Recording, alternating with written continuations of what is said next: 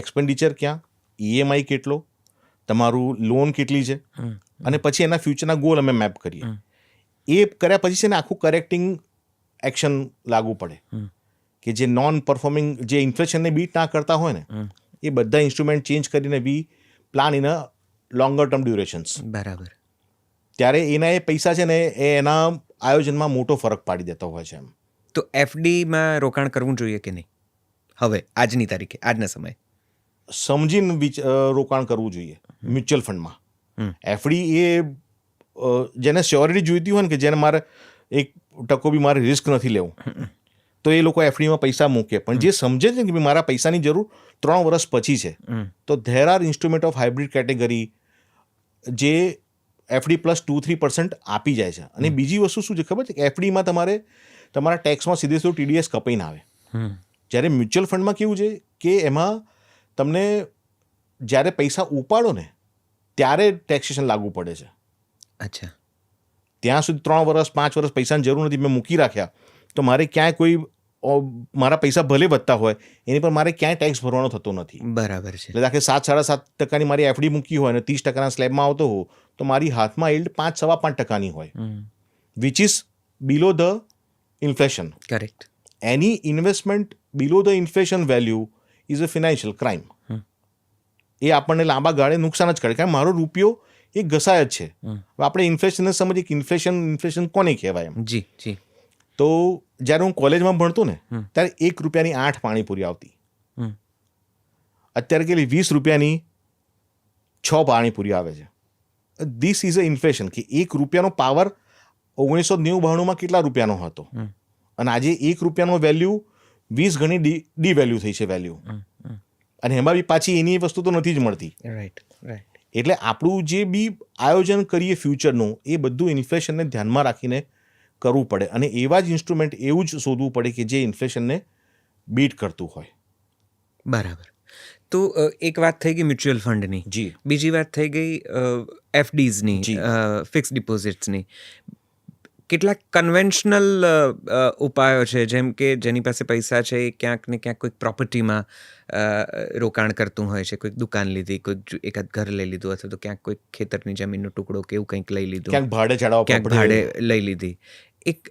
તો આ ઘટના ફિનાન્સને સારી રીતે પુશ કરે છે? Is it a good investment? એને તમે કઈ રીતે જુઓ છો? શું જ્ઞાન આપશો એમ? જો હું છે ને આખું આપણે એક શરૂઆતથી એક આખી પ્રોસિજર સમજીએ કે આખી કેવી રીતે વસ્તુ વર્ક થાય. કે જ્યારે બી કોઈ વ્યક્તિ આવે ને, તો સૌથી પહેલું છે ને અમારે ત્યાં એનું ઇમરજન્સી ફંડ બને. ઇમરજન્સી ફંડ કોને કહેવાય? કે મારું 6 મહિનાનો જે ખર્ચ છે ને, દાખલા તરીકે મારું ઘર અત્યારે 25,000 રૂપિયામાં ચાલે છે, તો ગુણ્યા 6 એટલે 1.5 લાખ રૂપિયા મારી પાસે, કે 2 લાખ રૂપિયા એ ઇમરજન્સીમાં મારી પાસે ક્યાંક પડ્યા રહેવા હોવા જોઈએ. કે જ્યાં મારે ક્યારેય બી જરૂર પડે, મેડિકલ ઇમરજન્સી આવી, કોઈ પણ આવ્યું, તો એ પૈસાનો હું ઉપયોગ કરી શકું.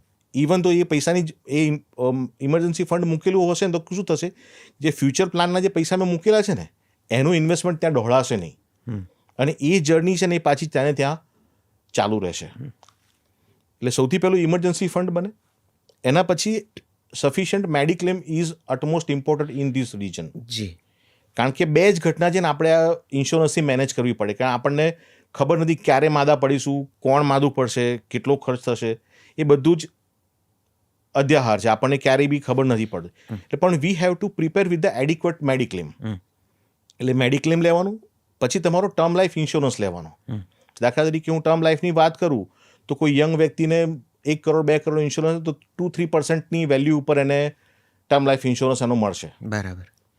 એટલે મેડિકલ, તો પછી ટર્મ લાઈફ ઇન્સ્યોરન્સ કેટલો લેવો, એ છે ને આખું તમારા ફ્યુચર જર્નીને એક પેપર ઉપર મૂકીએ, એની પ્રેઝન્ટ વેલ્યુ કાઢીએ, અત્યારે કેટલા પૈસાની જરૂર પડશે, એ મુજબ તમારી હ્યુમન વેલ્યુ તૈયાર થાય.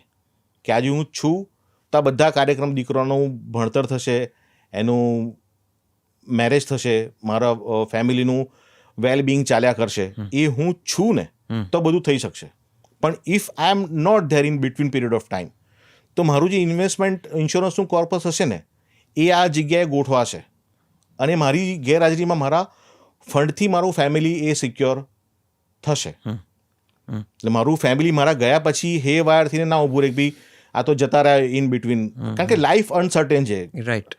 કે ક્યારે બી ઘણા બધા અત્યારે યંગ આપણે ઇન્સિડન્સ જોઈએ છે કે બી એનું 40 વર્ષનો હતો ને એટેક આવ્યાનો ડેથ થઈ ગયું. તો એવા સંજોગોમાં આ જે ટર્મ લાઈફ લીધેલો છે ને એ બહુ મોટું જ ઇમ્પેક્ટ આપે છે એમ.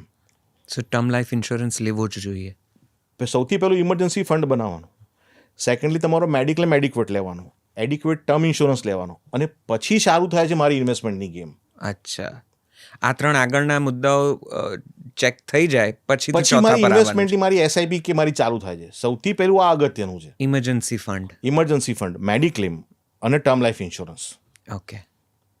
કારણ કે you are the bread and butter earner of the firm or your family. Right. તો જે આ ચોથી ઇન્વેસ્ટમેન્ટની ગેમ આવે છે, પછી પૈસા હોય તો કદાચ તમે જમીનમાં કે ના હોય તો પછી બી નહીં, પછી માટે એ પછી જેટલી આખી મેં તેમ કહ્યું મારી રિટાયરમેન્ટનું કોર્પસ મારું તૈયાર થઈ જાય ને, મારું રિટાયરમેન્ટનું કોર્પસ, બાળકનું મેરેજ અને એનું એજ્યુકેશન, એટલું મારું આટલા જ કેશથી, એટલે કેશ કમ્પોનન્ટથી જે પ્લાન કર્યું હોય ને, એ પછી મારી પાસે પૈસા વધે છે ને, તો પછી હું આગળ ક્યાંક ઇન્વેસ્ટમેન્ટ કરી શકું છું. અને તમે દાખલા તરીકે રેન્ટની વાત કરીએ ને આપણે, તો રેન્ટ તમે જે પૈસા રોકો ને એની સામે કદાચ તમને 3-5% બી યીલ્ડ નથી આપતું.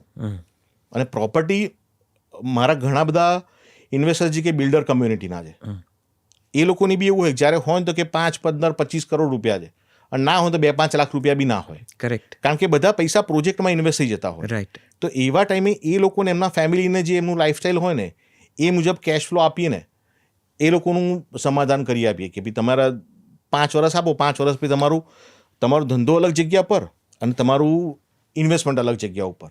You should not have to think about કે ભાઈ મારા ફેમિલીને કાલ જે ઘરખર્ચ હોય તો મારે ક્યાંથી પૈસા કાઢવાના. જમીનો હોય પુષ્કળ હોય, જમીનમાં પૈસા 100% બને, પણ જ્યાં સુધી મારો બધો જ બાકીનું આયોજન જો કેશ ફ્લોથી મેનેજ થયેલું હોય તો, નહીં તો કેવું થાય, ઇન બ્યુટી મારી જમીન વેચી કાઢવી પડે. જ્યારે મારે જરૂર પડે કે દાખલા તરીકે દીકરાને પરણાવવાનો છે કે એના એજ્યુકેશનના પૈસાની જરૂર છે, તો મારી જમીન વેચી જાય. અને જમીનના ફ્રૂટ છે ને 20 વર્ષ પછી તમને જોરદાર જોવા મળે. એટલે આ બધું જ આયોજન થઈ ગયું હોય ને, તો પછી તમે જેને અલગ રીતે એને વિચારી શકો કે મારે પ્રોપર્ટીમાં નાખવું છે. બાકી જસ્ટ કે પ્રોપર્ટીમાં પૈસા બને જ છે, નાખવા છે, એ પછી જ્યારે લિક્વિડેટ કરવાની છે ને બહુ સમસ્યા થાય છે. કે અમે આજુબાજુના જ કેસીસ અમારા જોઈએ છે ને કે 2-2 વર્ષથી જગ્યા વેચવા ફરતા હોય નથી. નવું બિલ્ડિંગ હોય ને તો પ્રોપર્ટી વેચી જાય છે. બરાબર. જૂના એરિયામાં તમારું ઘર હોય તો તમારો માલ નથી વેચાતો. બરાબર છે. એટલે પેલું ભાડે દુકાન આપી દઈશું ને એનો આવક આવશે. હા, એટલે જ્યારે ભાડવાત ખાલી કરીને જતો રહે ને, બીજો ભાડવાત ના મળે ને, ત્યારે તમે દુકાન EMI પર લીધી હોય કે ભાડું આવશે ને સામે EMI જતો રહેશે, અને એમ કરતાં કરતાં મારું કોસ્ટક ચાલ્યા કરશે. હવે એ પિક્ચર ક્યારે બગડે? ભાડવાત જતો રહે, નવો ભાડવાત ના મળે ને ત્યારે પિક્ચર બગડી જાય. રાઈટ. એટલે એ પણ સમજીને જરાક કરવા જોઈએ. હા, બહુ. એટલે આ બધી વસ્તુ છે ને, આપણે ઉતાવળો નિર્ણય કરી અને કોઈકે કર્યું તો આપણે કરી કાઢીએ છીએ, એવું નથી. તમારી જર્ની જુદી છે, એની જર્ની જુદી છે. રાઈટ. તમે જે રાઇટલી કીધું કે ટેલર મેડ છે. ટેલર મેડ છે. જી. એક બીજો ઓપ્શન છે ઇન્વેસ્ટમેન્ટનો જે બહુ જ પારંપરિક અને વર્ષોથી આપણે